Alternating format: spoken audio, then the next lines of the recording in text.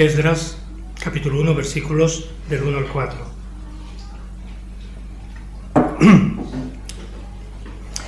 En el primer año de Ciro, rey de Persia, para que se cumpliese la palabra de Yahvé por boca de Jeremías, despertó Yahvé el espíritu de Ciro, rey de Persia, el cual hizo pregonar de palabra y también por escrito por todo su reino, diciendo: así ha dicho Ciro, rey de Persia: Yahvé, Dios de los cielos, me ha dado todos los reinos de la tierra, y me ha mandado que le edifique casa en Jerusalén, que está en Judá. Quien haya de vosotros, de su pueblo, sea Dios con él, y suba a Jerusalén, que está en Judá, y edifique la casa a Yahvé, Dios de Israel. Él es Dios, la cual está en Jerusalén. Y a todo el que haya quedado en cualquier lugar donde more, ayúdenle los hombres de su lugar con plata, oro, bienes y ganados, además de ofrendas voluntarias para la casa de Dios, la cual está en Jerusalén. Aquí encontramos cierta tensión. Encontramos como el profeta, como Daniel va a Ciro para advertirle que el tiempo se está acercando, el tiempo de la restitución del pueblo de Israel, de volver a la tierra de Judá, se está cumpliendo. Por eso este texto nos adelanta los acontecimientos acaecidos en esta historia. Pero queremos ir nosotros más allá, ver, conocer, saber lo que hay detrás de este episodio del pueblo de Dios. ¿Qué tiene que ver con nosotros como iglesia, como pueblo de Dios, y con nosotros como individuos? ¿Cuál es el mensaje que Dios quiere para ti y para mí? Por eso, aquí hay algo importantísimo, que Dios, para cumplir su propósito, utiliza a cualquier persona. En este caso, utiliza al rey Ciro de Persia. Babilonia tuvo el premio que se mereció, por haber destruido el templo, por haber echado las murallas de Jerusalén abajo, por haber traído cautivo al pueblo de Israel. Por lo tanto, Dios obra en el corazón del rey Ciro de Persia, y obra de una manera tan profunda, tan dentro de él, que en realidad el mismo Ciro se convierte al verdadero Dios. Ciro, el rey de Persia, no era solamente el rey de Persia, sino de todo el mundo conocido de aquel, al menos de Oriente, de cercano Oriente. Todos los pueblos aquellos estaban sometidos al poder de Ciro. Fue obra de Dios. No fue porque le gustase a Ciro el hecho de resarcir a los judíos y el volverlo para que se cumpliese la escritura a los 70 años que el Señor les había dicho que estarían fuera de su tierra. Dios obra en el corazón de Ciro. Fue obra de Dios y no porque Ciro lo decidiese de por sí. Ahí encontramos cómo la gracia de Dios fue sobre la persona más poderosa del mundo conocido. Dios obra el milagro primero de la conversión de Ciro y también pone a Daniel para que se acerque a Ciro, para ser uno de sus consejeros. Daniel era uno de los consejeros de este gran emperador, este rey de Persia, con el objetivo de que de restituir al pueblo de Israel en su tierra, de reedificar no solamente las murallas de Jerusalén, sino también la propia Jerusalén y el templo del Señor, y no solamente en el aspecto físico, sino también restituir el culto del Señor de nuevo.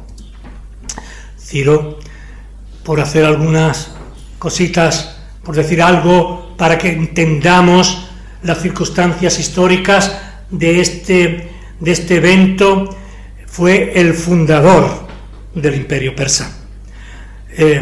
Después de encabezar una revuelta militar, fue el rey de los medos y de los persas, y de ahí empieza una conquista constante. Ciro, hay que dejar esto claro, hay que volver a incidir en ello, conoció al verdadero Dios.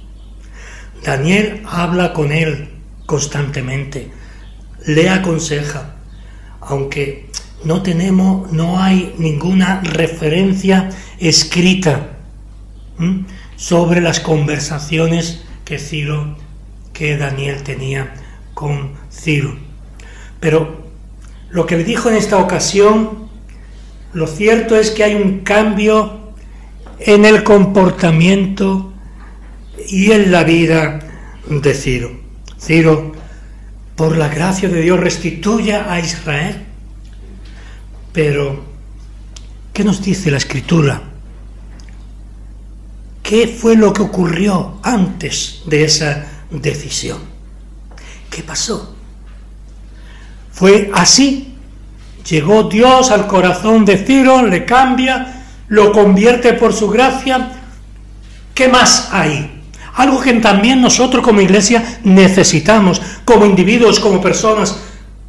Hubo alguien que oró para que el pueblo de Israel fuese restituido. Daniel oró.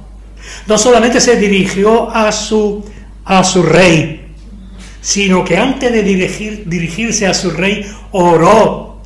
No solamente oró, sino que lloró. No solamente oró y oró, sino que también se desconsoló, se desesperó, sabiendo que el tiempo estaba cerca y que no había nada especial que él pudiera haber visto. No había habido ninguna comunicación especial de Dios, algo que él estuviera seguro que iba a suceder ya. No veía nada. Y oró y se dirigió a su Dios en llanto, en desconsuelo,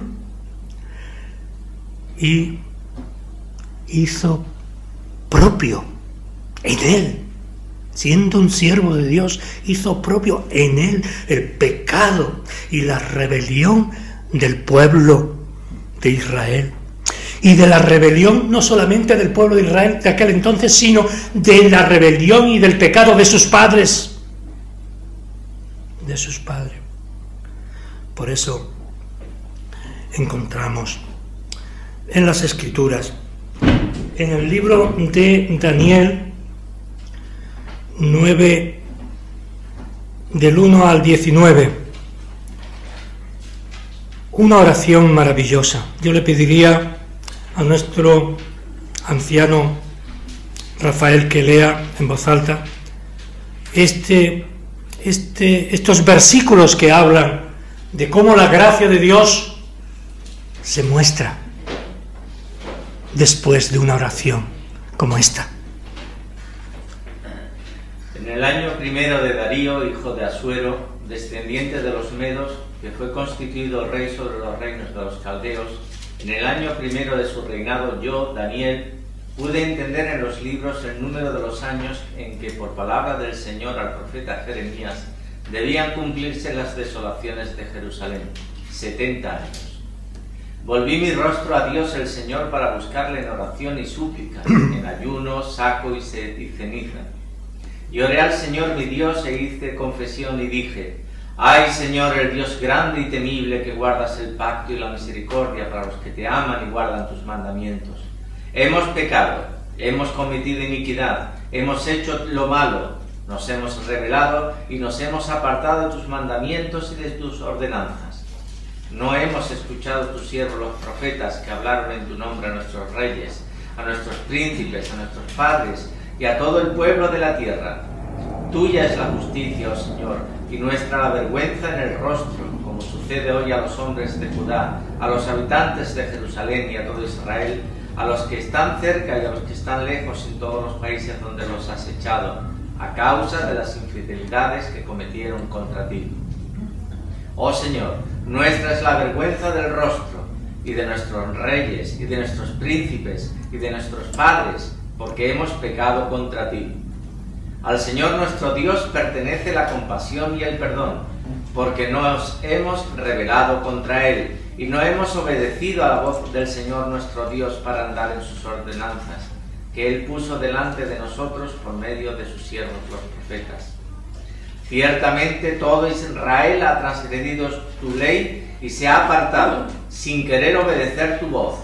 Por eso ha sido derramada sobre nosotros la maldición y el juramento que está escrito en la ley de Moisés, siervo de Dios, porque hemos pecado contra Él.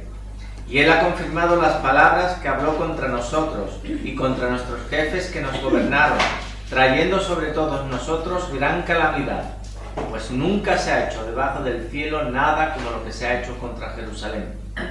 Como está escrito en el libro de Moisés, toda esta calamidad ha venido sobre nosotros, pero no hemos buscado el favor del Señor nuestro Dios, apartándonos de nuestra iniquidad y prestando atención a tu verdad. Por tanto, el Señor ha estado guardando esta calamidad y la ha traído sobre nosotros, porque el Señor nuestro Dios es justo en todas las obras que ha hecho, pero nosotros no hemos obedecido su voz. Y ahora, Señor Dios nuestro, que sacaste a tu pueblo de la tierra de Egipto con mano poderosa, y te has hecho un nombre, como hoy se ve, hemos pecado, hemos sido malos. Oh Señor, conforme a todos tus actos de justicia, apártese ahora tu ira y tu furor de Jerusalén, tu ciudad, tu santo monte, porque a causa de nuestros pecados y de las iniquidades de nuestros padres, Jerusalén y tu pueblo son el oprobio de todos los que nos rodean. Y ahora, Dios nuestro, escucha la oración de tu siervo y tus súplicas, y haz resplandecer tu rostro sobre tu santuario desolado, por amor de ti mismo, oh Señor. Inclina tu oído, Dios mío, y escucha, abre tus ojos y mira nuestras desolaciones y la ciudad sobre la cual se invoca tu nombre, pues no es por nuestros propios méritos que presentamos nuestras súplicas delante de ti, sino por tu gran compasión.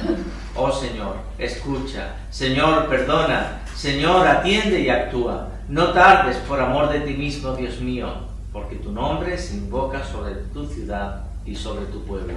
Amén. El Señor bendiga esta su palabra. Hemos visto cómo primero está la oración. Dirigirse al Señor para intentar lo imposible. El corazón de Ciro estaba abierto, pero sin embargo, Daniel comprendió perfectamente lo importante y la fuerza que era la fuerza de la oración, la fuerza de aquella persona que hace una oración intercesora, una oración que no es para él, sino para el pueblo, esa oración que es propia de la congregación, es propia, es natural en la iglesia, cuando nosotros nos unimos en oración como pueblo de Dios, ¿verdad? Vemos que en realidad hay siempre contestación a nuestras súplicas. Vemos cómo Él responde.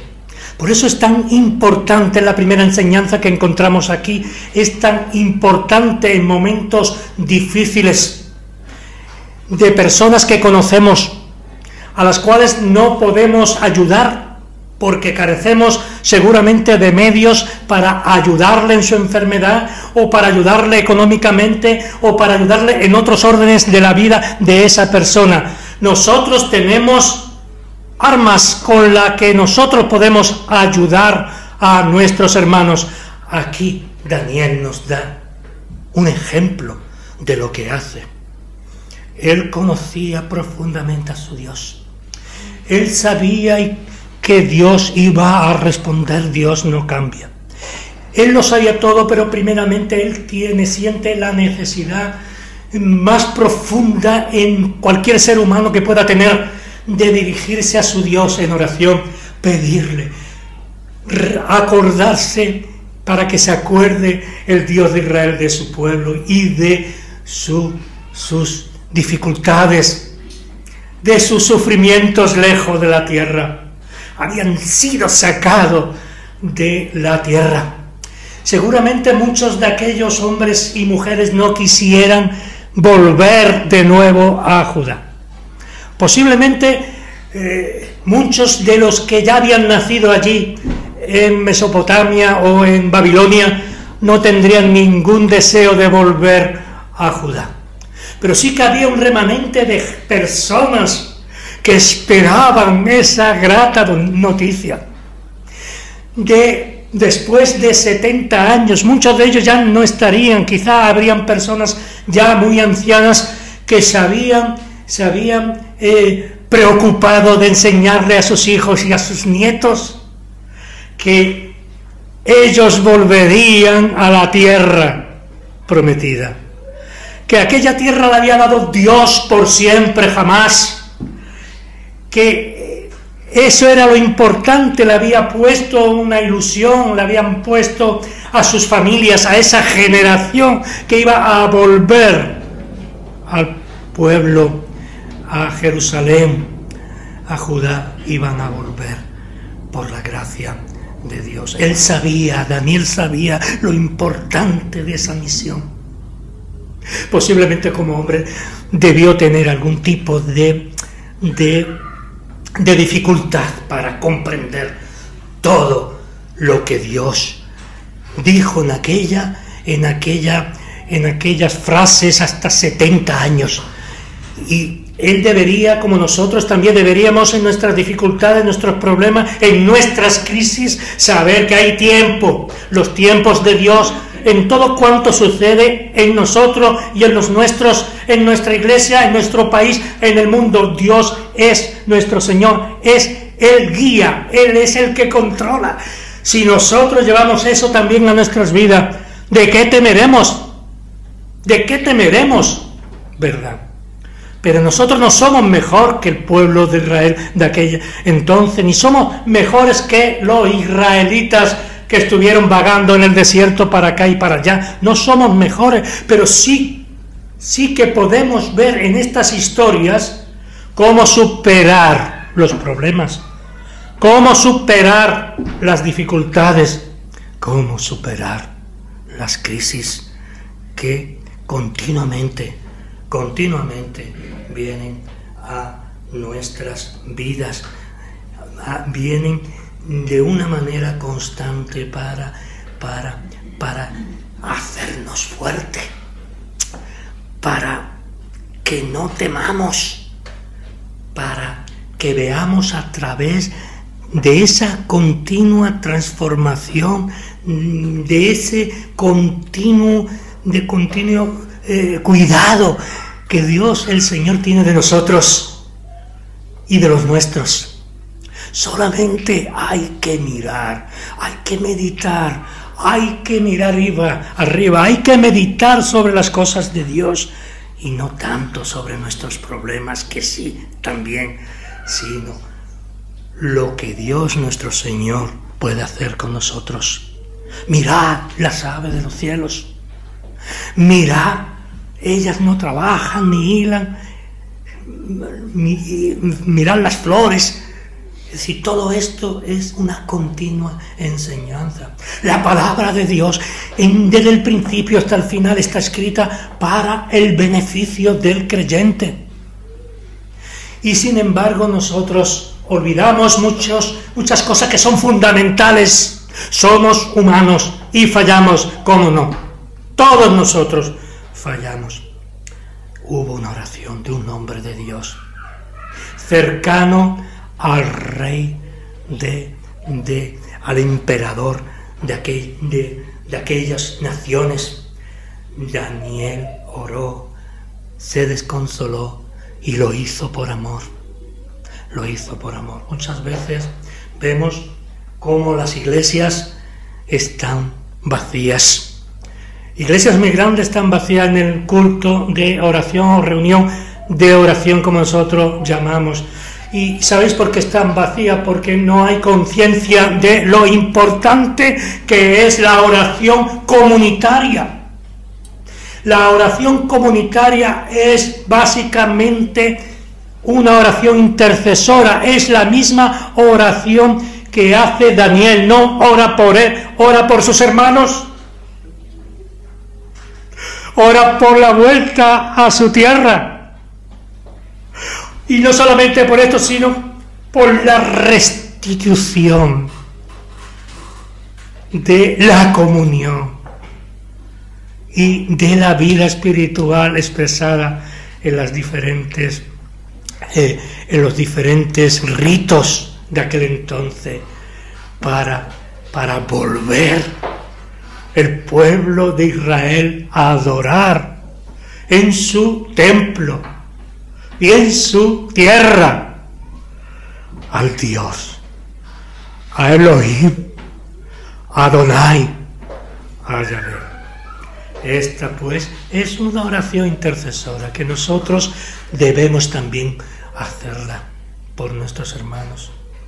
Curiosamente, cuando estamos en una reunión de oración, pocas veces, muy poquitas veces, se ora por uno mismo. Es algo automático. A veces sí, si hay un problema, ¿por qué no? Pero observo, y en el transcurso de mi vida he notado esto, siempre cuando, no aquí, que también, sino en otras iglesias donde he estado, siempre se ha dicho de lo que vamos a orar antes de empezar. Y cada uno decía del hermano, del problema que tenía el otro y de la propia iglesia. Muy pocas veces por uno mismo, porque el Señor nos manda a que oremos por los demás. Y el Señor responde. Como digo tantas veces, esa oración intercesora la ausencia en esa oración intercesora es el egoísmo. No hay egoísmo cuando oramos por los demás, ¿verdad? Cuando oramos por la iglesia no hay egoísmo ninguno. No queremos nada para nosotros, sino para los demás. Sí, es verdad, podemos hacerlo en nuestra casa, pero el Señor nos pide que lo hagamos como iglesia, porque la iglesia es su esposa. Por eso también hay otra enseñanza aquí, y es que debemos orar siempre, en todo momento, en todo lugar. Orar siempre, de una manera, vuelvo a repetir, especial, orar por los demás, sean cuales sean nuestras circunstancias personales, sean cuales sean nuestras circunstancias familiares o eclesiales, porque Dios, nuestro Señor, está en el control. Él es el que controla. Él es, no nosotros. Y aún así, aún expresándonos en esa oración intercesora por los demás, redunda también en nuestro bien. Y redunda en nuestro bien cuando estamos hundidos, cuando incluso cuando todo está en contra de nosotros. En esos momentos es cuando Dios está más cerca de ti. En ese momento es cuando Dios está al costado de sus hijos, junto a su pueblo, sea cuales sean los momentos de crisis, incluso en momentos de difícil explicación. Hay, como digo tantas veces, casi siempre, y me repito mucho, hay tantos pueblos que están sufriendo, pueblos cristianos, hermanos nuestros, y no reniegan de la fe. Él lo da todo lo necesario. No os preocupéis por qué tenemos que hablar, qué tenemos que decir. No os preocupéis, Él va a hablar por nosotros, Él va a hacer por nosotros, si nosotros tenemos esa comunión, esa relación, esa comunión y esa relación, esa comunicación con nuestro Dios. A pesar de que a veces Dios obra también en nosotros para bien, a pesar de nuestra lejanía. Ciro era algo especial para Dios. Aquel hombre era algo hermoso para Dios. El propio Señor habla por boca del profeta Isaías. Y recordamos el texto del capítulo 45 y versículos del 1 a 7, del que ahora digo, yo soy Yahvé. Yo soy Yahvé, dice, y ninguno más hay, no hay Dios fuera de mí. Y le dice a Ciro, yo te ceñiré, aunque tú no me conociste.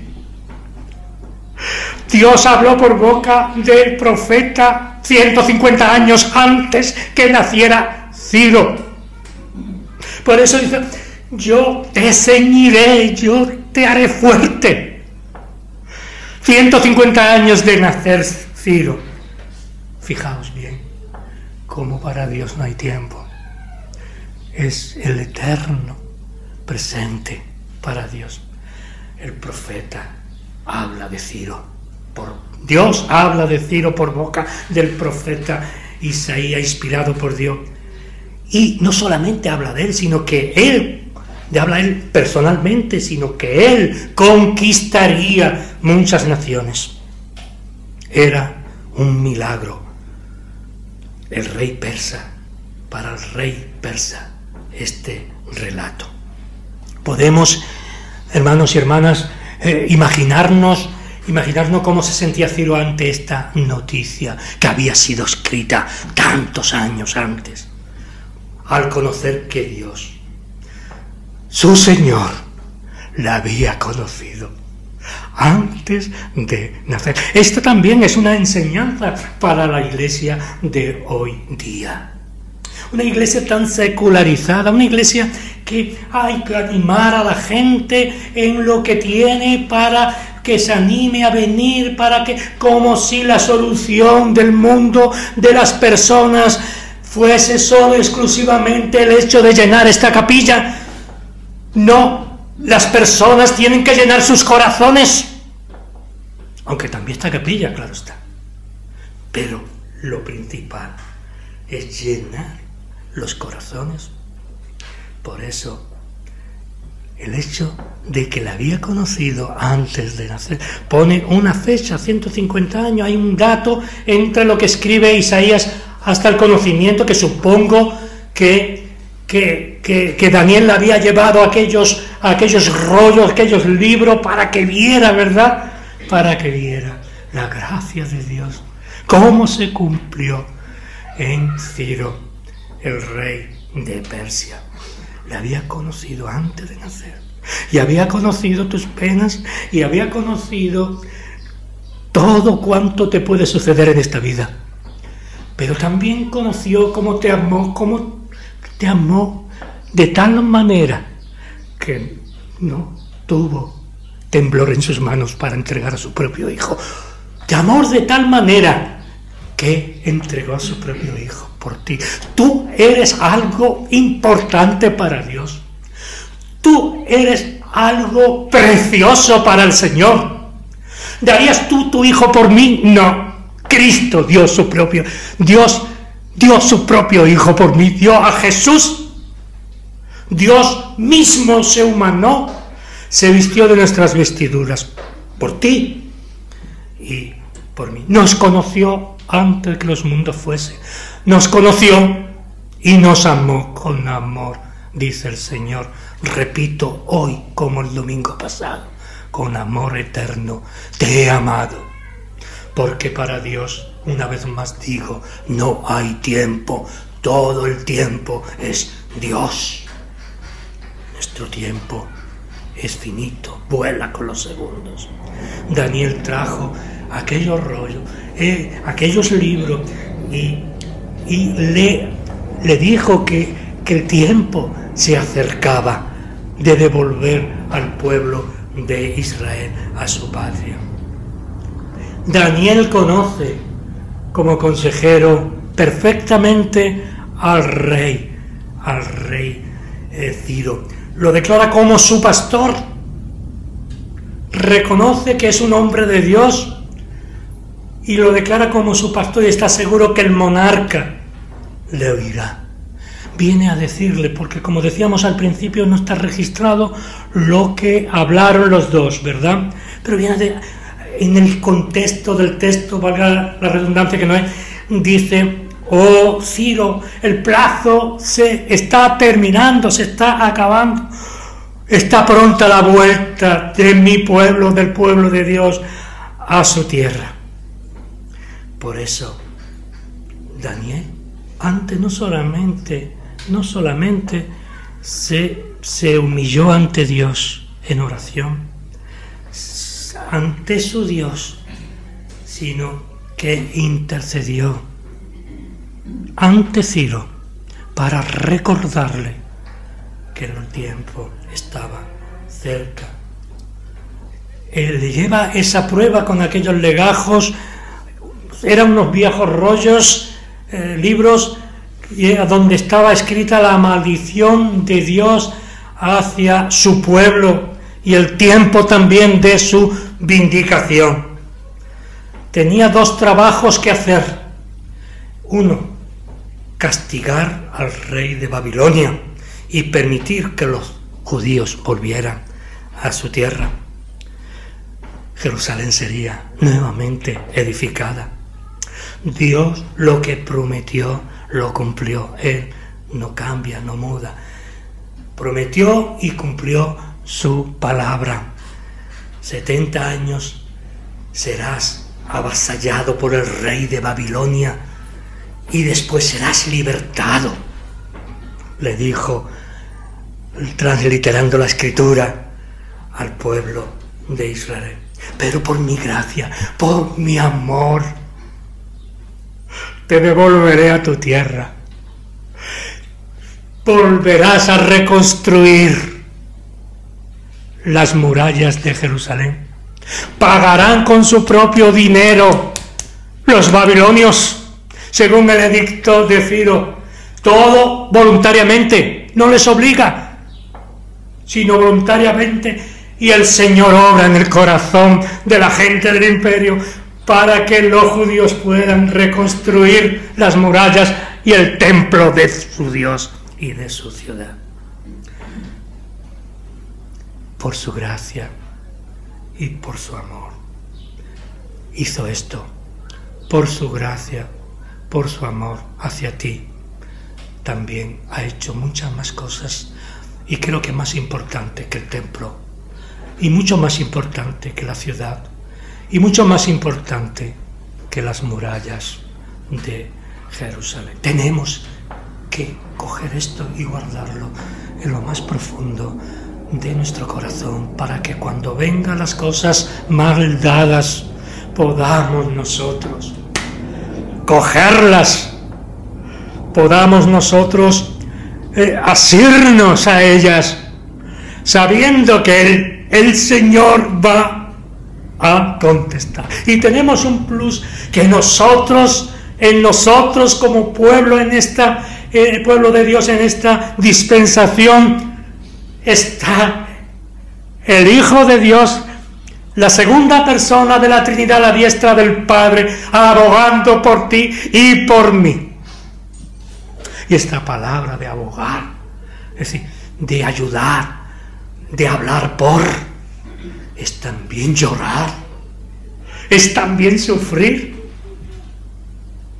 a la diestra de Dios en nuestras caídas y en nuestra desolación y en nuestra ausencia. Queremos sufrir nosotros mismos las crisis y nosotros no podemos resolverla. Podemos ir al psiquiatra, podemos ir al psicólogo y no está mal, digo, bueno, cada cual haga lo que quiera, son personas preparadas, como no, pero no te van a solucionar lo principal, que es el origen de todos los males que puedan venir a nuestras vidas. Y el origen es que estamos a veces muy lejitos de Dios. Esta noticia de la liberación del pueblo hebreo se extendió por todo el imperio persa. Había que ayudar a los judíos en este proyecto. Como dije, era algo ya colectivo, algo en el que tenía que participar todos de una manera especial. Babilonia, que había destruido todo aquello. Con todo lo disponible, el pueblo persa y babilónico se involucró en este proyecto que podemos leer en Esdras capítulo 1, versículos del 2 al 4. Así ha dicho Ciro, rey de Persia: Yahvé, el Dios de los cielos, me ha dado todos los reinos de la tierra y me ha mandado que edifique casa en Jerusalén, que está en Judá. Quien haya entre vosotros de su pueblo, sea Dios con él. Y suba a Jerusalén, que está en Judá, y edifique la casa a Yahvé de Israel. Él es Dios, entre paréntesis, Él es Dios, dice Ciro, la cual está en Jerusalén. Y todo el que haya quedado en cualquier lugar donde more, ayúdenle los hombres de su lugar con plata, oro, bienes ganados, además de ofrendas voluntarias para la casa de Dios, la cual está en Jerusalén. Por eso Dios suple lo necesario, abre los corazones, ¿verdad? Al igual que lo cierra, para que el pueblo, por su mala conciencia, por su ausencia de Dios, por sus pecados, tiene que ser destruida la ciudad del Señor y su templo y sus murallas. Ahora encontramos cómo el Señor se ha mostrado a todo un imperio, donde corre el oro hacia Jerusalén, hacia la restitución del pueblo hebreo. Y para terminar, también hay otros personajes, los cuales no vamos a entrar en ellos. Posiblemente estos personajes también bíblicos, gentes de Dios, podrían tener en aquella época de la restitución del pueblo de Israel entre 80 y 90 años.